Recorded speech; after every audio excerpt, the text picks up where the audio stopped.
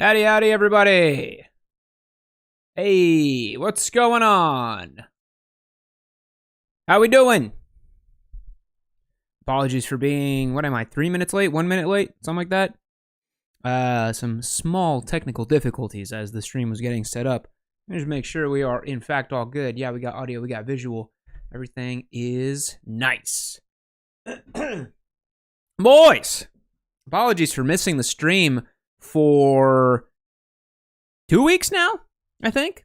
I have been sick. You might be able to still hear in my voice. Been sick both times the last 2 weeks. I lost my voice again. I think you guys remember, I think I did a stream where my voice was okay, and it was pretty ridiculous. Yeah, it's like, I don't know what it is about this winter. It's probably because I have a little one at home, 7 months old now, goes to daycare, and just nuking me with the sickness. The Petri dish effect is real. And so we're here. Chirag says, Yammie, you look like a cigarette. What the hell does that mean? Boys, do I look like a cigarette? I have no idea. I don't even know if that's an insult or a compliment. I'm going to take it as a compliment. Black Sheep says, Rona, flu. I'm not sure. My physician said it might have been RSV because I've had this cough that just did not leave forever, and it's still here, so it's pretty crazy. So I'm happy to be back doing the stream because yeah, it's been like 2 or 3 weeks since I've done the stream, and I'm supposed to do it every week, and obviously I haven't done it every week. Oh, Black says tan AF. That's funny because I have not been in the sun very much. It's been deadly cold here in Texas as well. That was the other thing, too. If you guys live in the South, polar vortex coming through. It's been crazy. It's been crazy. What's going on, everybody? Cody says, you inspired me to get a baby dad bike, 390 Adventure. Keep on keeping on. Thank you, my friend. The baby dad bikes are coming in vogue in 2025, and some people hate that we call them baby adventure bikes, but they are. They're cute. They're small. They look like small versions of the big ones. They're babies or little brother ADV bikes. They're adorable. What's not to like, you know? Brewhop says, dude, I have not gotten sick since my kids left for college. Biological warfare of daycare and schools. I hear that a lot from older guys who their kids are off in college. They're just like, I'm finally not sick anymore. I'm like, oh my God, dude, I have 18 years left to look forward to this. Homie say, stays wide open throttle. Excellent username. Gotta lick some random doorknobs. Keep that immune system. Yeah, for sure, right? For sure. All right, we got the pre-stream hang. Chatting here for a little bit before we get the show started. If you don't know, join on YammieNoob.co. I got to plug it towards the intro here. You know you love to hear it. Street 77765 RS giveaway is ending. And I'll give you guys a little tidbit of news here. We have a deposit down on a brand spanking new 2025 MT-07.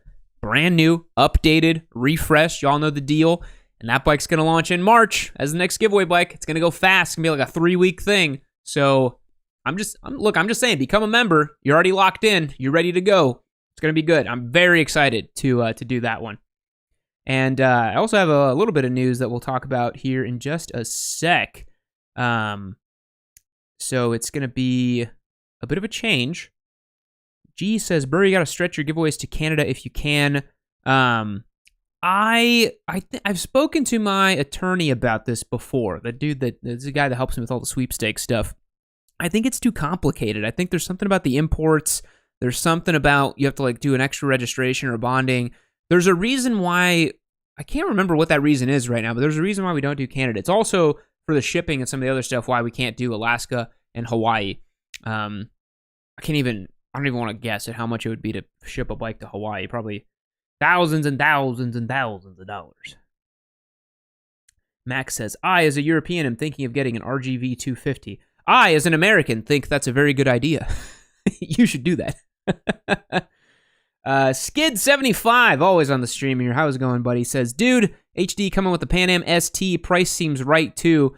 I haven't seen the price, but it is cool that they launched an ST version of that. That bike was like begging for a sport touring version of it.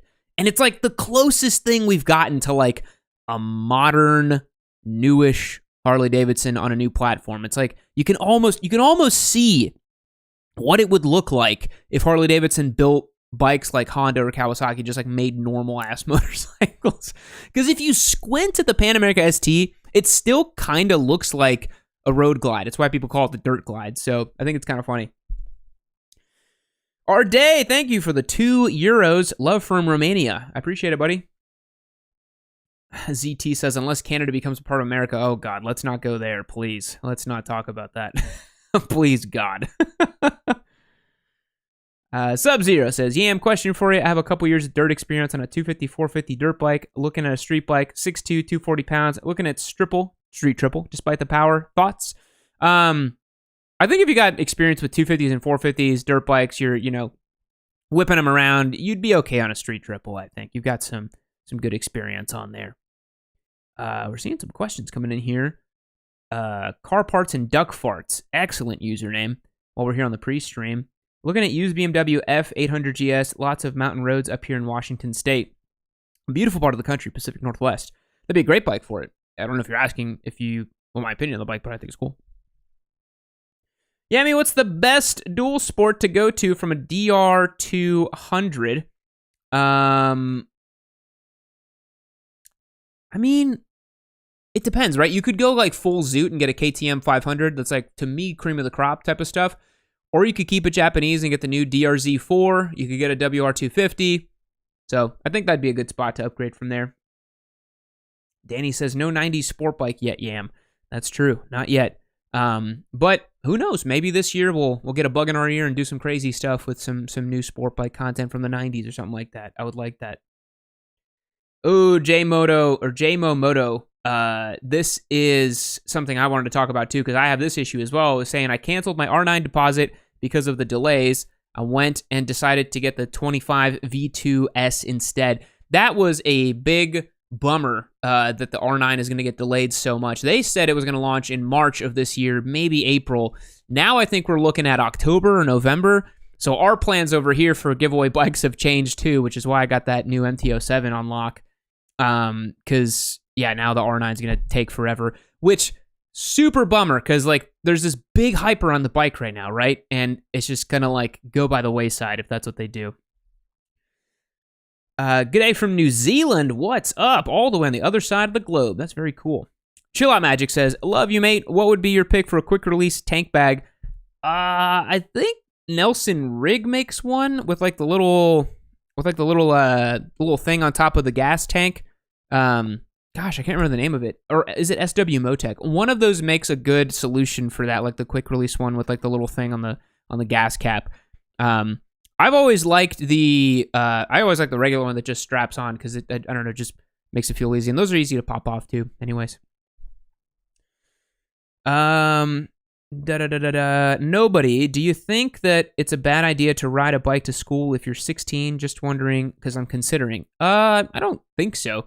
I do think that as a 16-year-old, you just gotta take it easy. Your prefrontal cortex is not fully developed yet, and so you're more likely to make some bad choices. So I would say get a small motorcycle. I think like a 250cc dual sport is an awesome bike for a 16-year-old because it doesn't go very fast.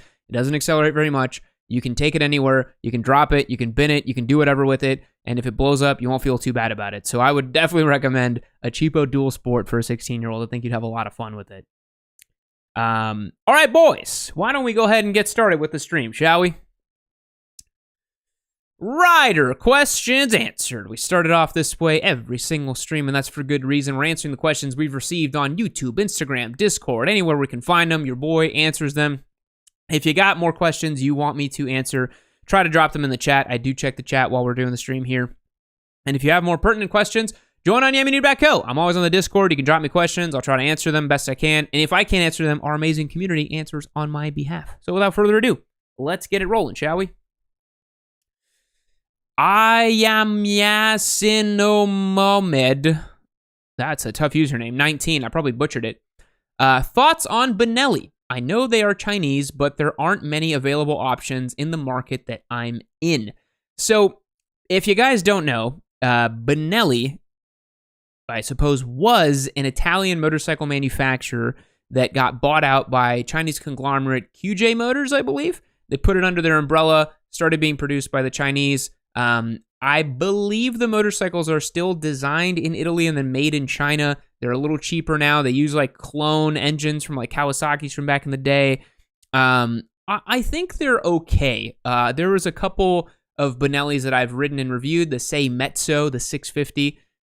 We also did the X-Cape 650.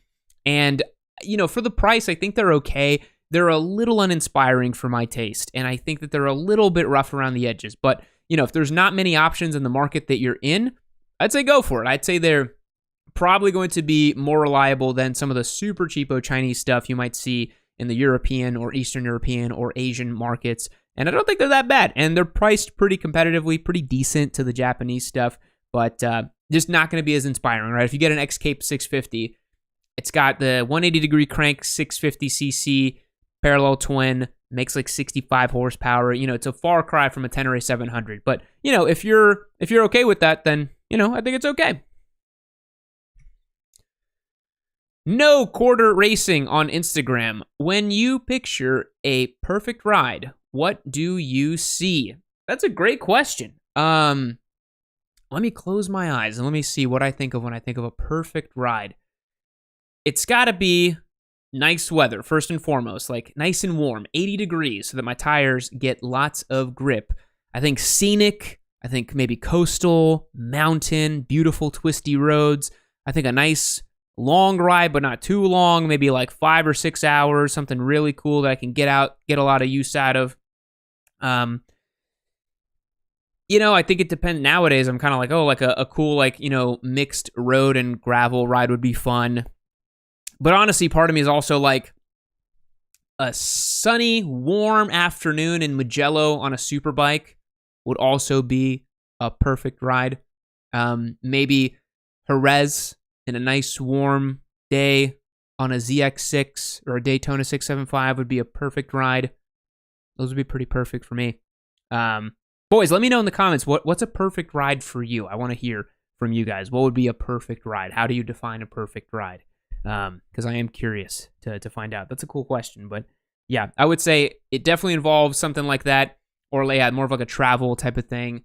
Definitely stopping off to get a nice meal. I'm unbothered. Nobody's emailing me. Nobody's calling me. Nobody's texting me. I have the day to myself. Sounds wonderful. Sounds so good. All right, next question.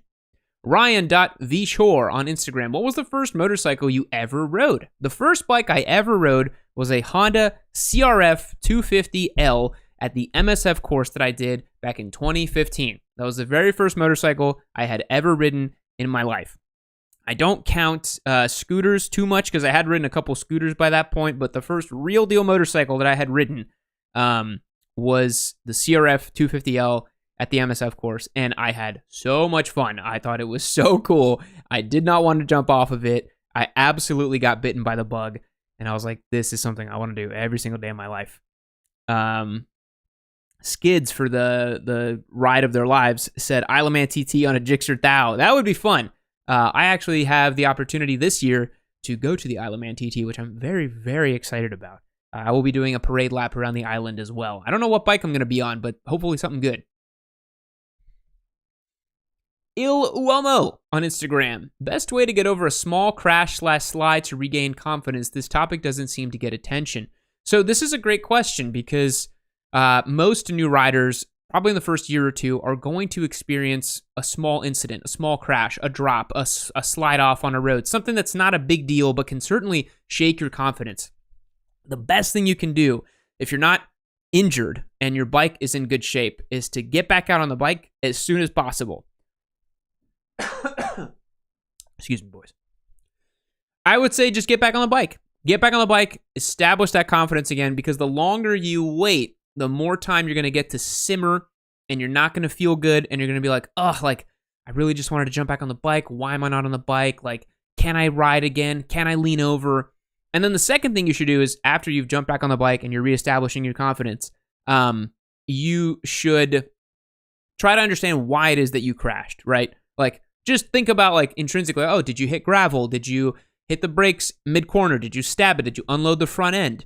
Did you add too much gas coming out of the corner to slide the rear tire around, right? Like, you got to figure out why you crashed and then work on not doing that again, and then you should be okay. But like I said, first and foremost, if you're injured, heal up first. If your bike is in poor shape, fix the bike, and then you should be good. 20 Matt on IG. What's your bucket list places you want to ride? Oh, man, I have so many. And as I said earlier on stream, one of them will come true this year, the Isle of Man TT. I'm going to do a parade lap on the island. That's absolutely bucket list for me to ride. I have always wanted to go ride in some of the more remote places in England, in the UK, specifically on the island of England, right?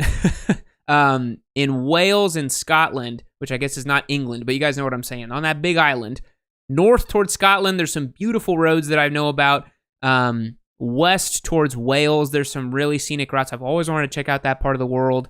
I would also, really from a racetrack perspective, two that I would just kill to go ride. I would kill to go ride would be Assen and Mugello. Would absolutely love to do those two in Europe, and then Sepang in Malaysia. Those three racetracks. If I get the chance to ride on those before I die, I would be very, very, very happy. Very, very, very happy with that. And I think I would also really, really love the chance to ride through Vietnam and Thailand. Those are two places I've really wanted to visit, and it's just kind of crazy hard to get there and to, pull off a motorcycle trip there, especially now with a young family and stuff. But someday in my life, I want to ride there. And of course, last place would be in Japan. Mountain roads in Japan, in a car, in a bike, anything. I just want to live that initial D dream. That would be so sick. And those are definitely some of my preferred bucket list places to ride. Mike Worthington, gold membership done. Thank you very much, sir. Appreciate it. What do you think of the Anatori quick shifter? Do you put them on your street rides? I have not heard of that brand, Anatori quick shifter. I'm assuming that's an aftermarket quick shifter of some description. I don't have any experience with it, to be honest. But as long as it cuts ignition and works smoothly, it should be okay. But I don't know if that's a good brand or not, unfortunately. All right, Hayes Williams on Instagram. What is the best single piece of advice to offer to new riders? All right, this is a big responsibility on my shoulders here. But I honestly think for new riders, especially young new riders, the biggest advice I could give is life is long. Take your time. Be patient. Think your moves through. You don't have to get a leader bike the first year that you ride, even the first 2 years that you ride. Enjoy it. Soak it all up. If you're lucky enough to be able to own a motorcycle and you're out there riding, you're already doing something that most people don't get to do or will not ever experience. And it's a very special thing, but it comes with a great responsibility, right? To ride a motorcycle is, it's a big thing, and to do it safely is a big thing too. So I would say for new riders, take it easy, take it slow. Life is long. You got your whole life ahead of you, and just enjoy the ride, baby. Enjoy what's happening. Soak it all in. It's one of the last things you can do in this world if there's not a screen on you all the time. And it's a nice feeling. It's a nice feeling.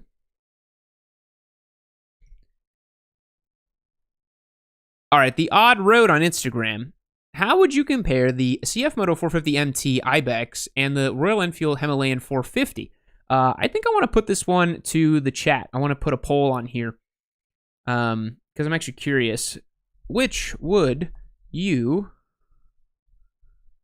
prefer? We're going to do CF Moto 450 Ibex. That's their little, I guess it's a 450 MT. I don't know how they call it here in America. And then the Royal Enfield Himalayan 450. Let's start the poll here.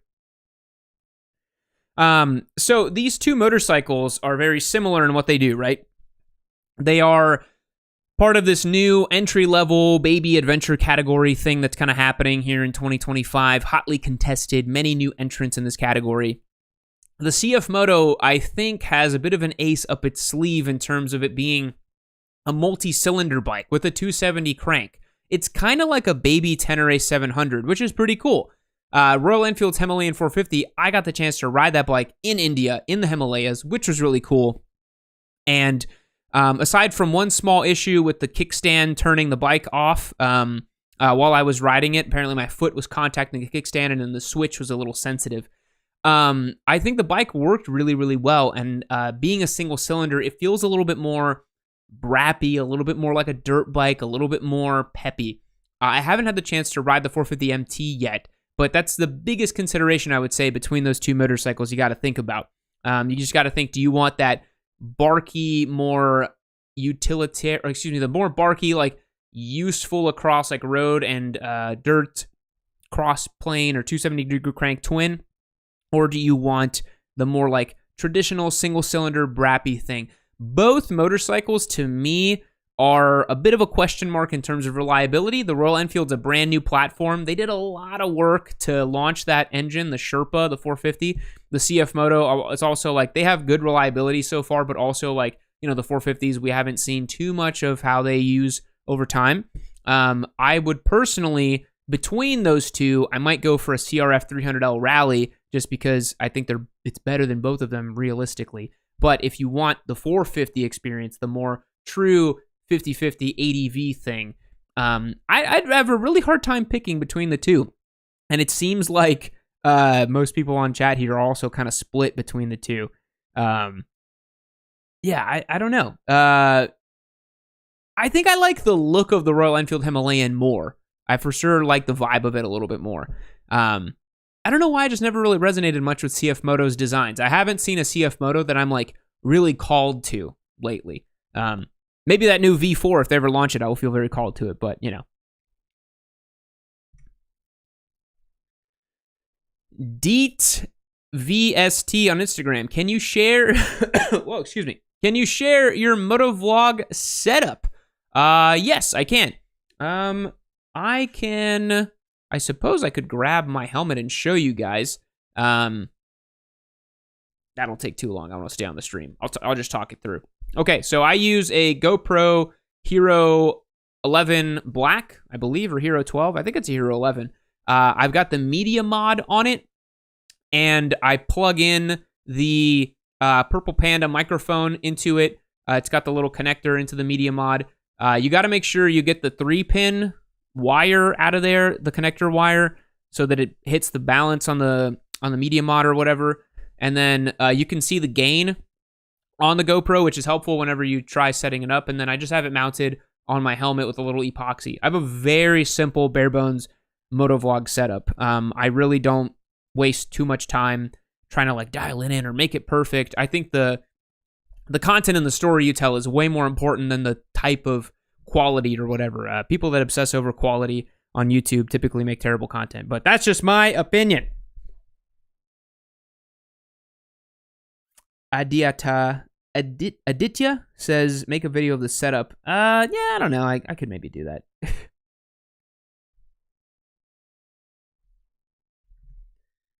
Okay. You guys answering some questions here. E. Hoover says, has your riding style changed since becoming a dad? More cautious? Kind of. I started riding like super cautiously after my big accident in 2017.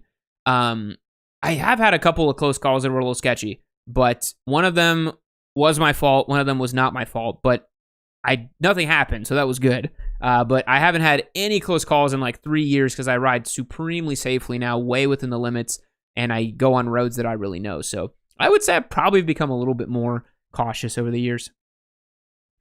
Darth Vadent, thank you for the $5, says, Mr. Noob, I've never heard you review or opine on Victory motorcycles. I know they aren't around anymore, but what are your thoughts on Victory? I thought Victory was super interesting, mainly because they were around for such a brief period of time. They were kind of like the redheaded stepchild of Indian motorcycles, if I remember correctly, and they took those engine platforms and they put them in the Scout and the FTR, and they kind of used that tech in those bikes, if I remember correctly, because they were cross-platformed. But I always thought the branding for Victory was a bit strange. There was like the Octane and the 8-ball and the Vegas. Everything was like gambling themed, or like, I don't know, the names were a bit bizarre. And I think they were really going after that like edgelord Harley Davidson customer. And I never really understood why they went belly up, because I thought that would work. But again, like, Harley people are Harley people. They want to buy air-cooled giant dinosaurs, and the Victories, they were maybe too advanced and hopped up for that customer. So I think they're pretty sweet, but yeah, I can understand why people, maybe weren't as into it back in the day. All right, P Mala 5. Do you have any plans for travel content? Yes. Hopefully this year I can pull off a nice travel vlog with the Tuareg 660, go out to some mountains, maybe go out west to Big Bend, do some cool stuff. I'm also going to the Isle of Man in the summer. That's going to be some travel content. Nothing planned for later in the year, but maybe if we get our way and things work out, maybe, we could do a fun Southern Hemisphere kind of vlog or something like that to get away from the cold weather here in the Northern Hemisphere. And you never know when you're invited to cool press events as well. Sometimes you get an email in the inbox and it's like, hey, you're going to go to Spain. And I'm like, oh, that's cool. So you never know. Hopefully we get some cool stuff like that. McLovin M21. I want to go fast and do hood rat shit. What bike should I buy? Well, boys, if you want to go fast and do hood rat things, I think a hopped up middleweight naked bike would really do you well. Perhaps MT09, like first generation MT09 is a great contender, goes fast and does hood rat things, kind of supermoto-y, kind of weird. The new ones are like way more refined and they're just like great naked bikes and they're better motorcycles than the old ones. But fast and hood rat stuff, I really think an MT09 would work really well. You could also, you could get a 450 Supermoto. Those go pretty fast, and you can do an insane amount of hood rat stuff with those motorcycles. That would be my recommendation. Chat, let McLovin M21 know here what bike goes fast and you do hood rat things with. Yeah, I don't know. We'll see. We'll see what chat says there, but that's your Yam's personal opinions on that one. Alrighty, boys, that's going to end the viewer questions. We had a lot of fun with that one. And again, if you got future questions, join the community on yammie.co. The Discord server is a lot of fun. I'm on there pretty much every day. Try to answer stuff. It's a good time. But now, let's move on to It Came From Craigslist, the bike roast or boast, baby.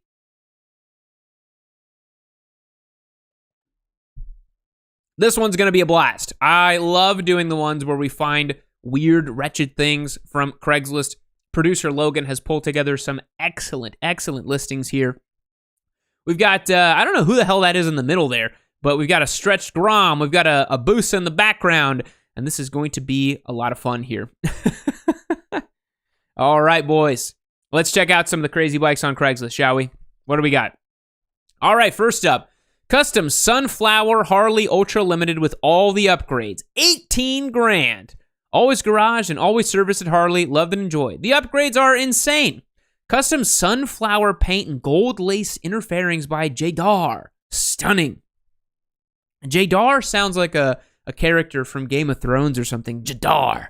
Who's Jadar? What island is he from?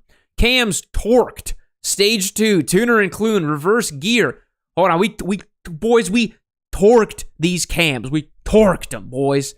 LED lighting. Custom CB radio. That's not a mod you see that often. Bluetooth module. Tab pipes with zombie baffles. Not too loud. Garage door opener installed. You can come back home. You can just come back home to this guy's house, open his garage, park it there. He doesn't mind. Custom 21-inch front chrome wheel. Does not affect the ride at all. I'm sure I'm forgetting something. Reasoning for selling. I have a Jeep too and prefer the crawling. Poor bike just sits up. She's too pretty to stay garaged. Let's take a look at this beast. Come on. Come on. Oh my God, boys. Look at this thing. Flower power much? This is like a weird mismatch of like grandma energy meets Harley Davidson boomer vibes. It's in good shape. It looks super clean. The sunflower paint job is wild. It's like a custom license plate that's got like wildflowers on it.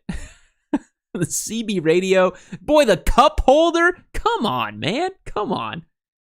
Ooh, look at the seat. What animal died for our sins there? Reptile, surely. I'm going to guess giant anaconda. Painted, stained, of course. You got speakers towards your butt. Your passenger's butt will be rocked, baby. New definition for butt rock. Let's go. Come on. You just hear like the Jimi Hendrix blasting out of this thing, like the 60s boomer flower power type of thing. Which at this point, like anybody who was like 20 years old in the 60s is a dinosaur at this point, right? That's like an 85-year-old person. They shouldn't be on a Harley Davidson, probably. Yeah, look at this. It's like a custom gauge pod type of thing. Look at all the speakers. Boy, I have to make a point here. I have to make a really, really good point here. That you don't need speakers on your motorcycle. You just need a Cardo system. The sound quality will be better, and you will not subject everybody around you to your music. Your bike is already loud. It's already going to be a nuisance. You already have a big gulp cup holder on the side next to you. You don't need speakers projecting all of the sound towards everybody else. You just get a Cardo. It's inside of your helmet. You get to listen to music. It sounds great. A lot of bass, good response, JBL speakers. Nobody else has to hear it. Don't do speakers. Come on. Come on. Okay, so this is a classic example of bad design but excellent execution, right? I mean, the paint job, it's not, I would not do this paint job. However, it does look good. It doesn't look cheap or jank like, you know, somebody took their time and painted this. It's got a very specific aesthetic to it. I don't know. I think it's pretty good. I think it's okay. Somebody asked a question on chat here. I did notice that. Car parts and duck farts, $199. Thank you very much. Is 30 to 35K a lot of miles for a used ADV bike? I wouldn't say it's a lot of miles, but it's certainly not nothing. The issue with that being on an ADV bike is ADV bikes, if they're ridden in the way that they're meant to be ridden, they're pretty hard lives that they live. You know, they're on their side a bunch. They're being beat up on trails. So I would just take a close look at the bike and see if it was cared for and replaced for parts that broke on it. Because 35,000 miles on an ADV bike, unless it was a pavement princess, it probably got beat up pretty good. My desert sled has like 15,000 miles on it, and it has seen some shit. It has seen some shit. Yeah. All right, next bike on here. 1985 Honda Goldwing, fully serviced, amazing. $3,500.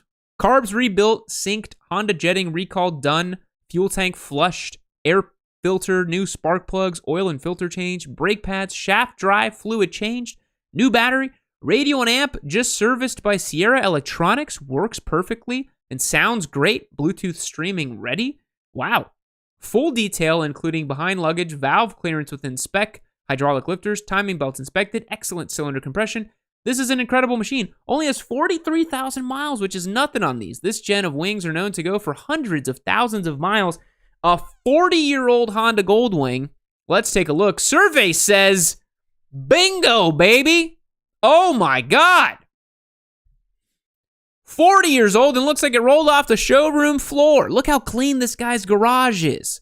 Look at this. Look, he's got the epoxy floors, the insulation. He's got his wiring set up here for his electronics. Everything's clean.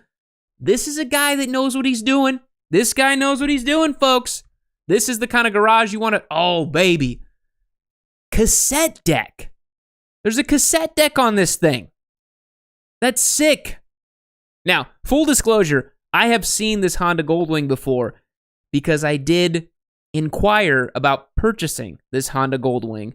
And, for certain reasons, it didn't quite work out the way that it should have. But, man, this thing is just unbelievable.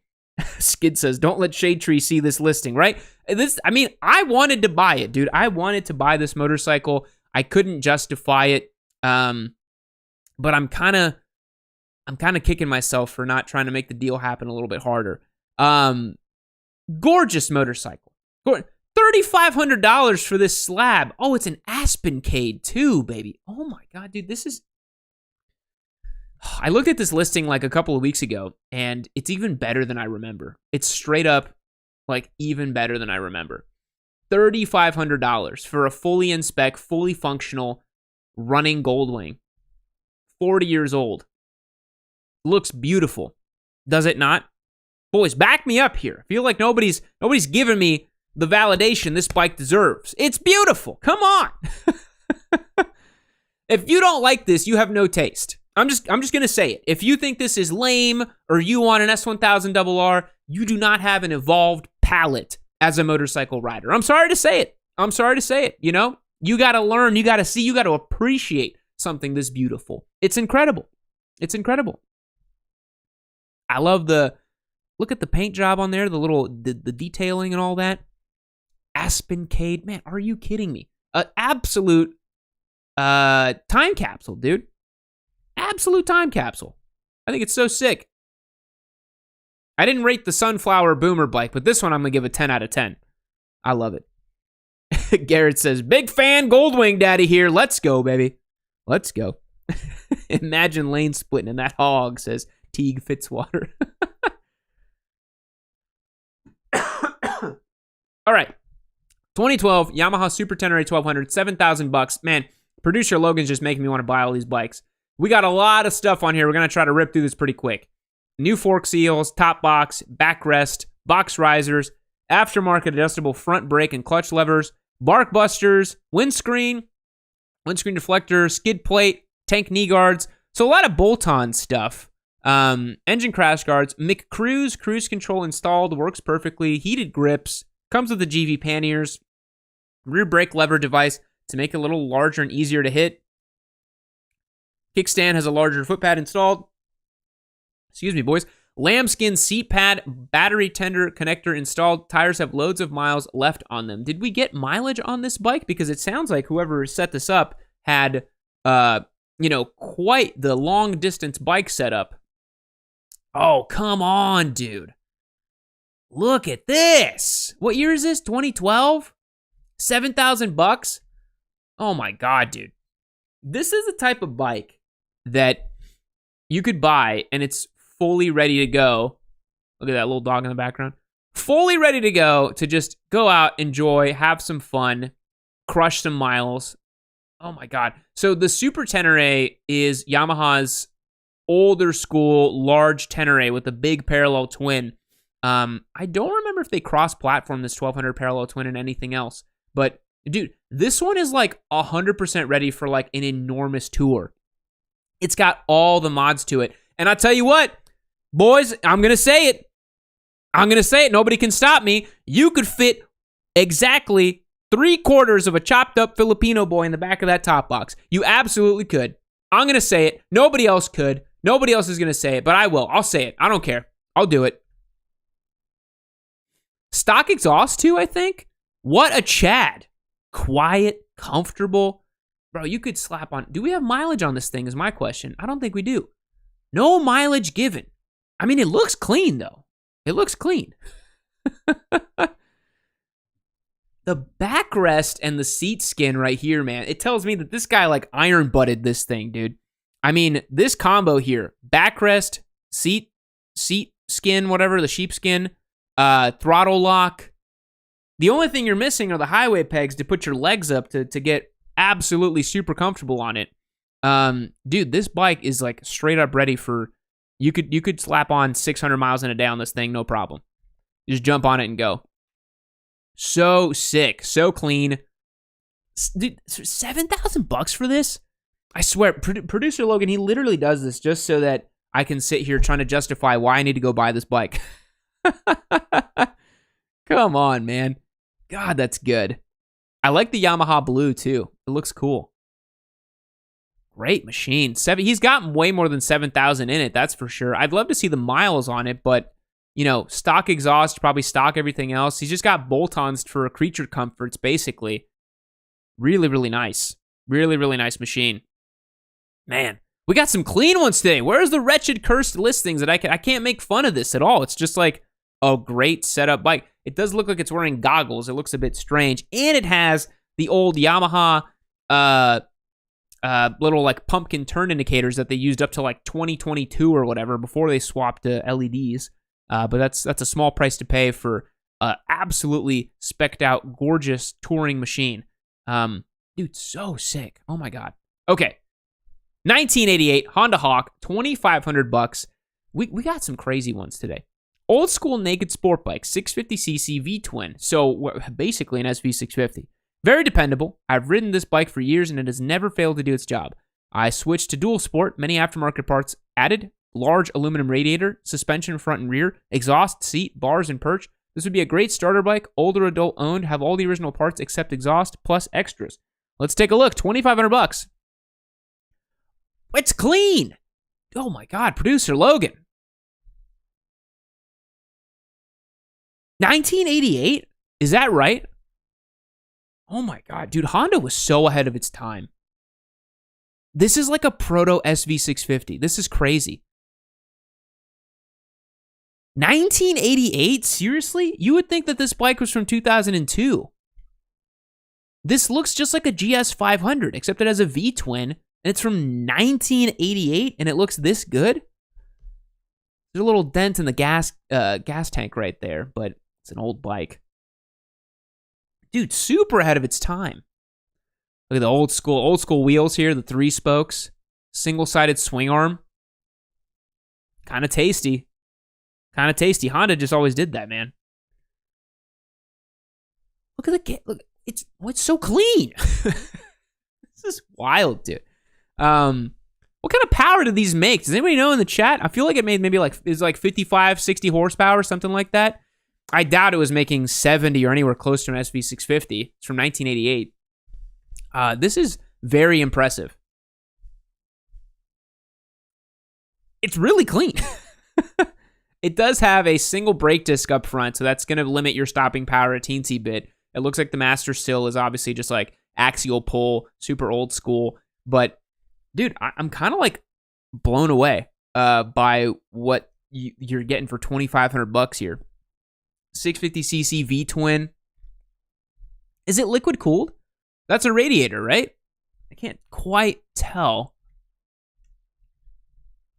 I'm pretty sure this is a radiator, and I think it's liquid cooled because this is the frame right here, which also very interesting frame for the time. See how the subframe is removable right here. It's bolted on, and then it looks like it connects here, and then I think this is the radiator up front.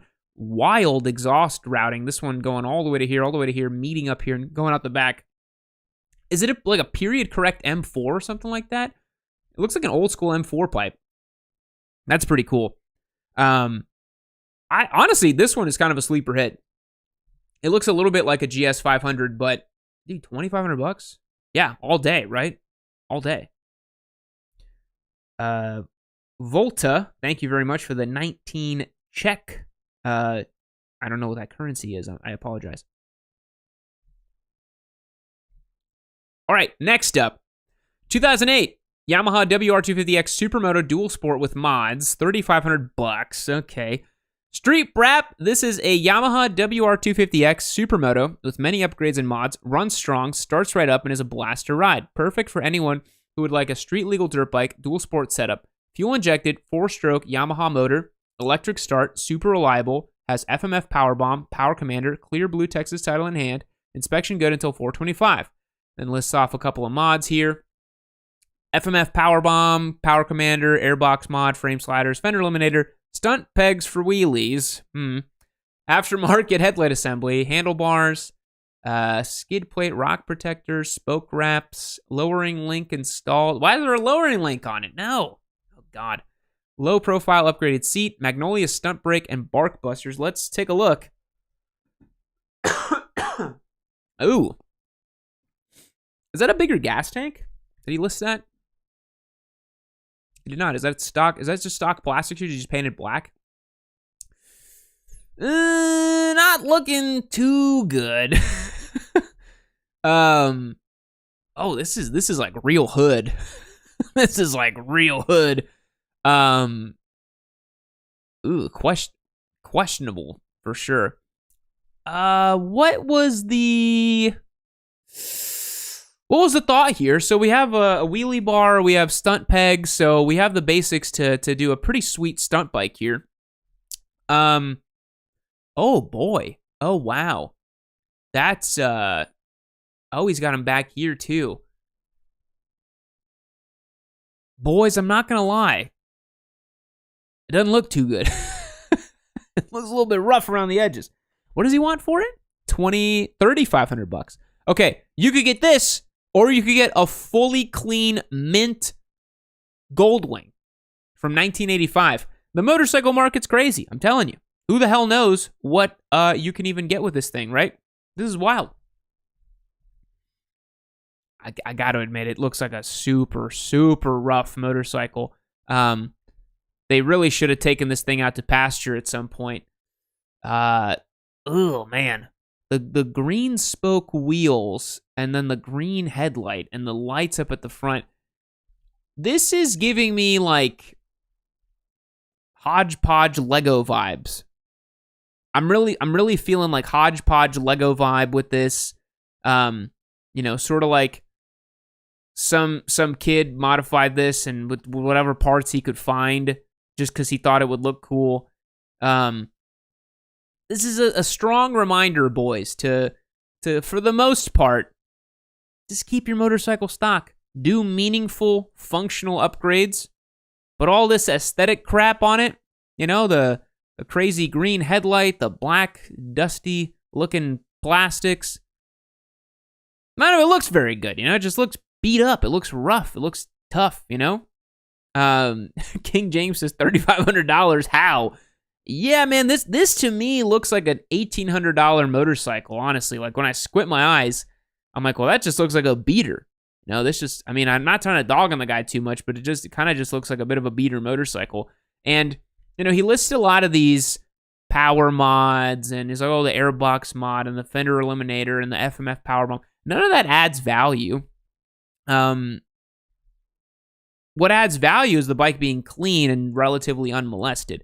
You actually, by doing all these mods, by putting these lights on and all this crap, you reduce the value of it to the point that, I think this thing is like $1,800 at best, honestly. Because whoever picks this up is going to have to, for lack of a better word, unfuck all of these mistakes, right? Like, you have to undo all this stuff. Some of the stuff is cool, like the stunt mods are functional. And if you're trying to just go out and wheelie this thing, that is pretty helpful. But I don't know. That's just my take on it.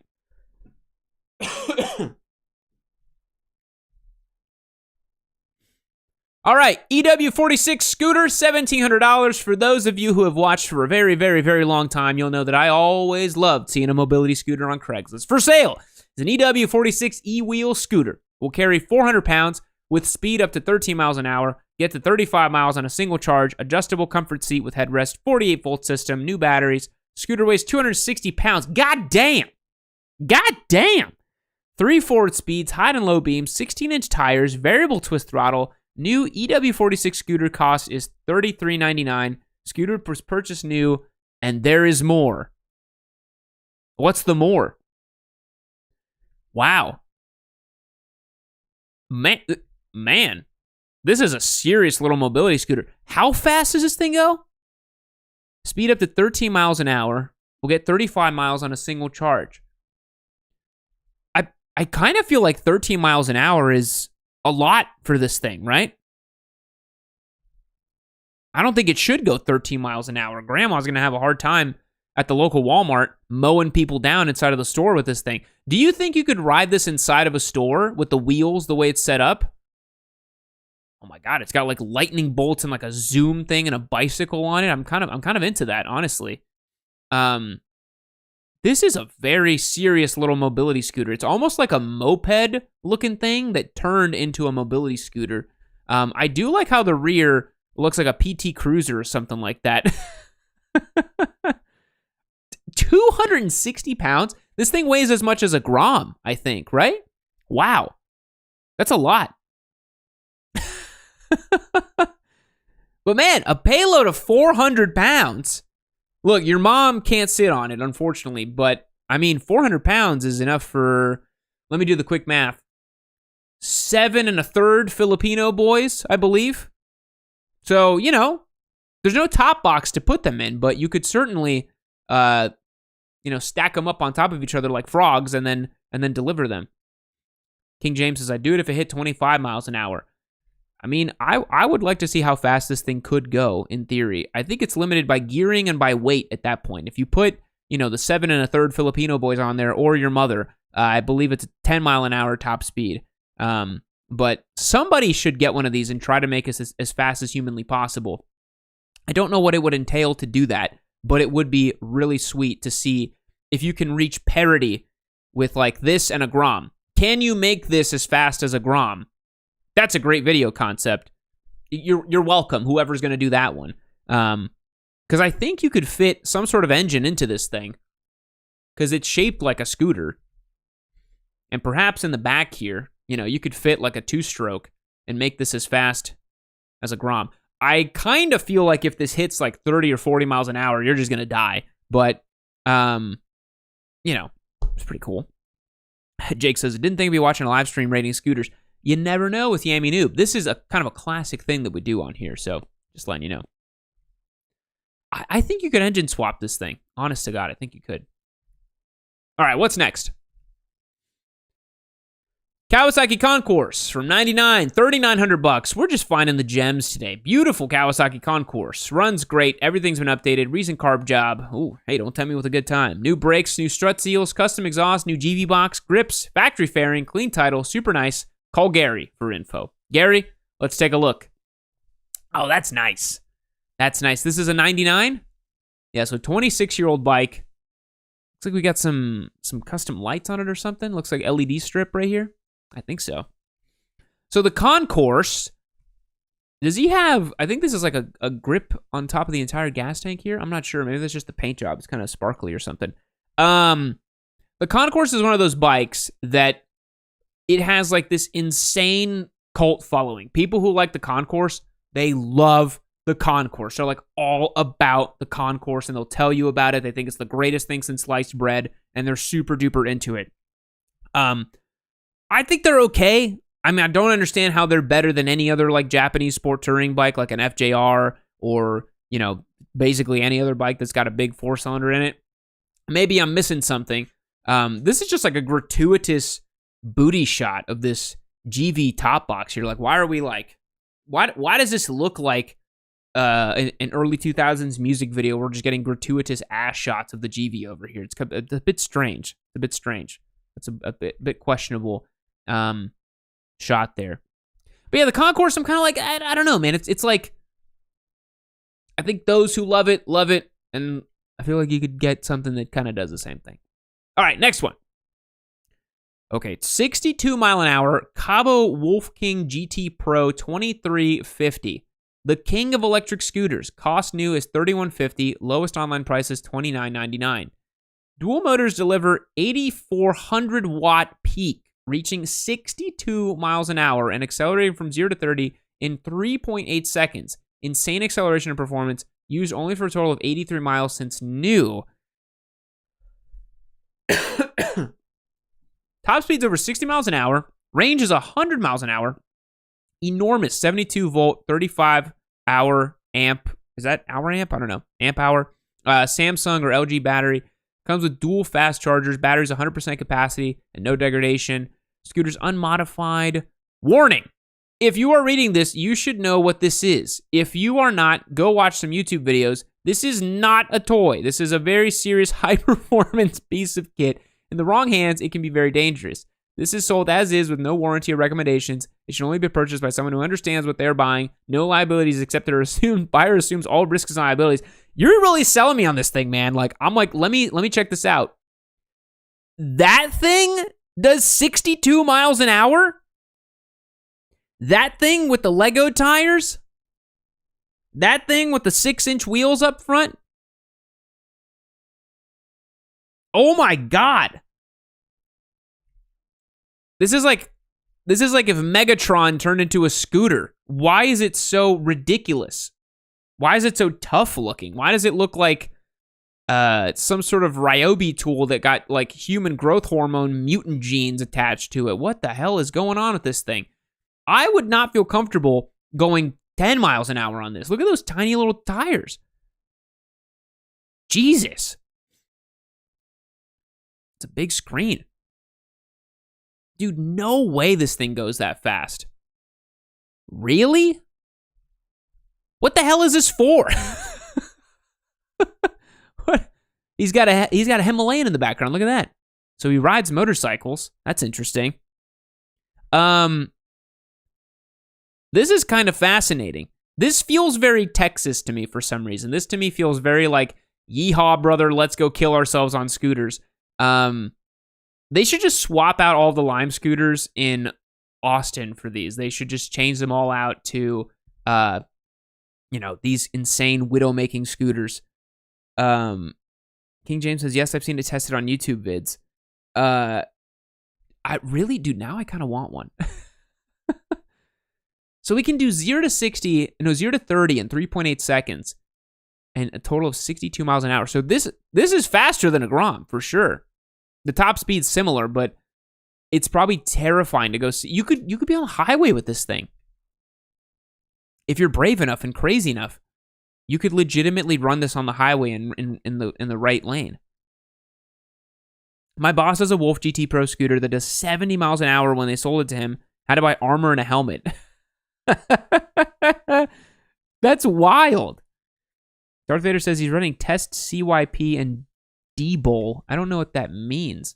Something you can tell on the screen here? I'm not sure. Because these things, you can, like, hack them and make them faster from what I understand, right? They have, like, governors or limiters, and then, like, you hack them and you just, like, make them faster. I've heard about that on these sort of models. You, like, unlock them, and then you just let them rip like crazy. Yeah, this is a scary little scooter. This is definitely a widow-making scooter. Somebody should take one of these on, like, a local twisty road and see if it can hang with, some dummy on an S1000 RR. Oh, man. Fascinating. I'd actually really love to get one of these. Why not? It's probably popular on YouTube at this point. Damn. It's got beefy suspension on it. Like, it's got, like, mountain bike forks. All right, 2016 Ducati Scrambler, $3,000. Selling my 2016 Ducati Scrambler Cafe Racer. Sat for 2 years without riding as I planned to learn but never did. Bike cranks but does not turn over. Last ran on March. I tried to get it going with fresh gas, spark plugs, battery, but can't get it to. Has 4,450 miles, minor scratch on the left side. Will need new tires and a battery. Bike shop I got it from mailed a, quote, jump titled and closed after I got it, but it is on hand.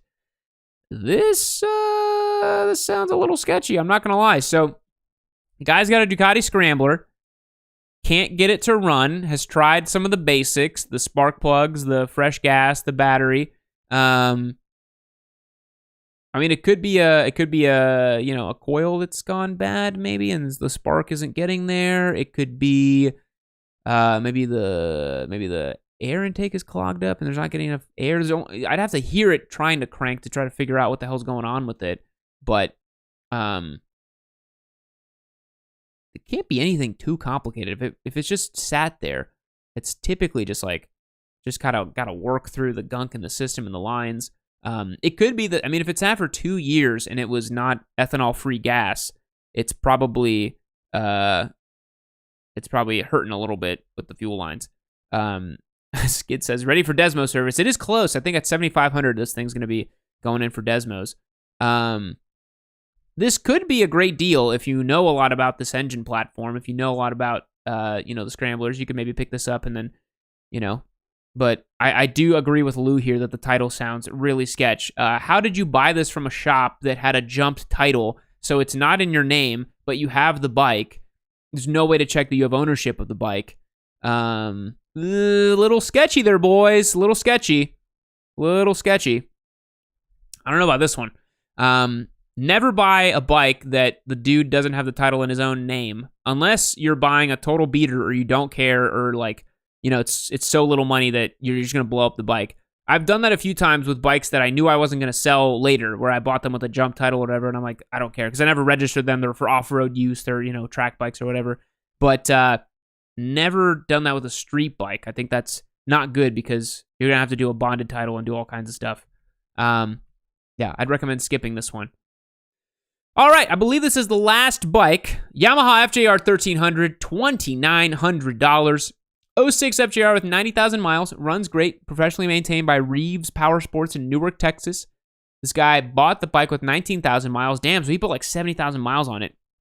Can't say enough about the FJRs. Solid performance with reliability to match. Bike never left me on the side of the road other than a flat, and that's not her fault. New tires, Canon air filter, Kaufman exhaust. Have center case as well. Puig tinted windscreen. $600 worth of Avon tires right before I was told My riding days were done. Solid bike at a fair price.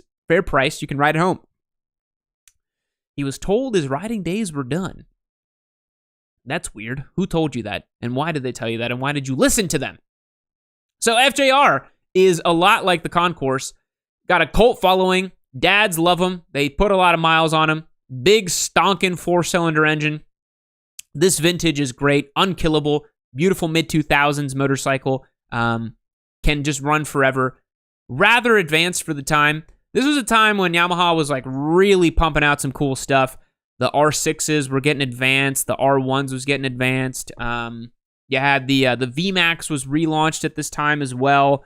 There's a lot of cool stuff that happened in the kind of mid to late 2000s with motorcycling, specifically with Yamaha. Some of my favorite bikes of all time are mid to late 2000s Yamahas because they're just, in my opinion, perfect. They're analog. They have very little tech. They work really well, and the FJR is a really, really nice one. And people love them, man. People love the frickin' FJRs. They really do. All right, boys. It's time for motorcycle trivia. Let's get started with this one. We've got the mystery box towards the end here. Let's get it going. Let's see if we can answer some questions. Let me test my knowledge here. Let me see how producer Logan set this up for me if I can actually get this correct here. Let's take a look. All right. What racer consecutively won the 1978, 79, and 1980 Grand Prix Championship? And bonus question, what constructor did he race for? If memory serves me correctly, 78, 79, and 80 was won by... Was it Giacomo Agostini on an MV, or was that early 70s? I think that was early 70s. Maybe 78, 79, and 80. Was that King Kenny on the Yamaha?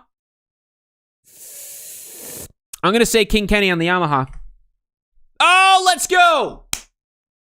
Yes, I trusted my instincts. Yeah, Giacomo was early 70s. King Kenny, baby.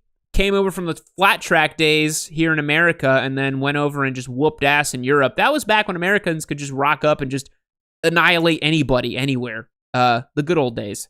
Now there's no American racing in Grand Prix racing, which is very sad.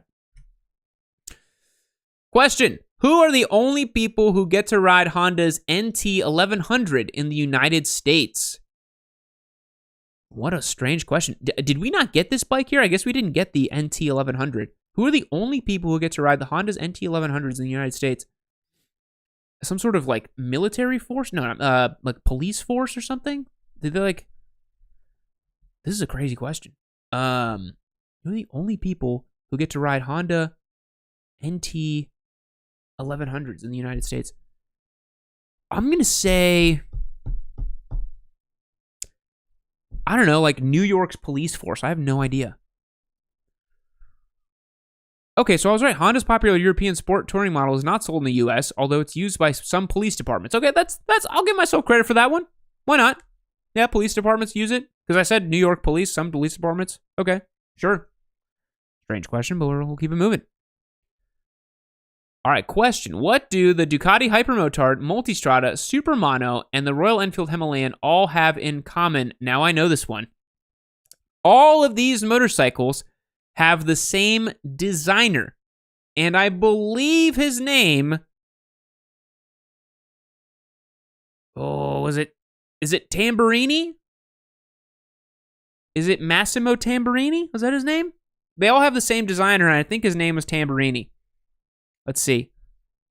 Oh, damn it, Terblanche. God. They were all designed by Pierre Terblanche. Okay, half credit there. All designed by the same guy, but not Tamburini. Terblanche. Christ. Almost, boys. Almost. All right. Question. What viral marketing stunt from BMW did the Mythbusters debunk in 2010? I believe that they debunked that you could outride a speed camera, or like you could ride fast enough to not get a speed camera to hit you. I think it was something like that. Let's take a look. Oh no, they BMW posted a video titled "Dinner for RR" that showed an S1000RR pulling the tablecloth off a table without disturbing the dishes. The Mythbusters were unable to effectively recreate the results and determine it was a fake, although they used a Buell and not an S1000RR. That Buell actually belongs to Yammie because he was a motorcyclist, which is pretty sweet. So I don't think they were able to do that stunt, but that's kind of a cool marketing gig.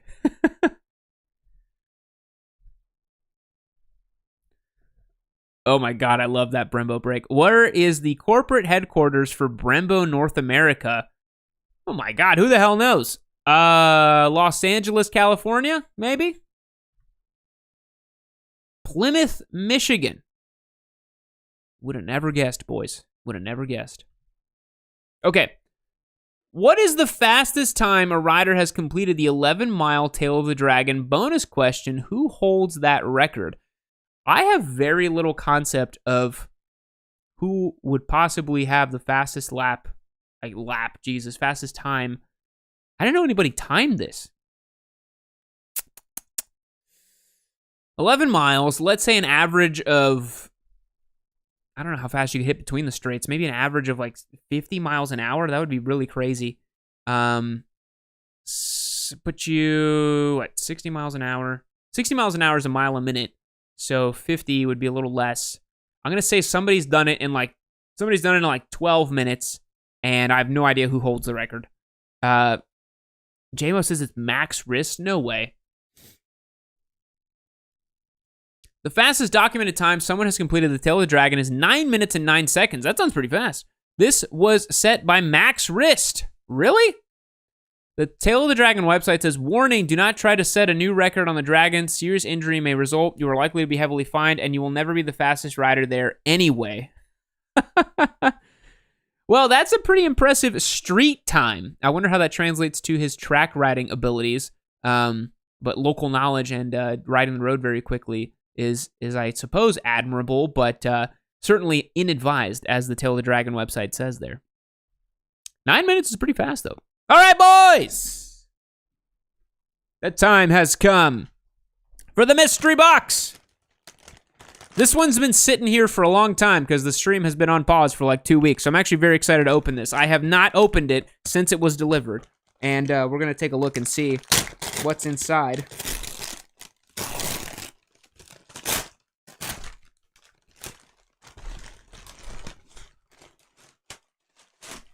There's a box.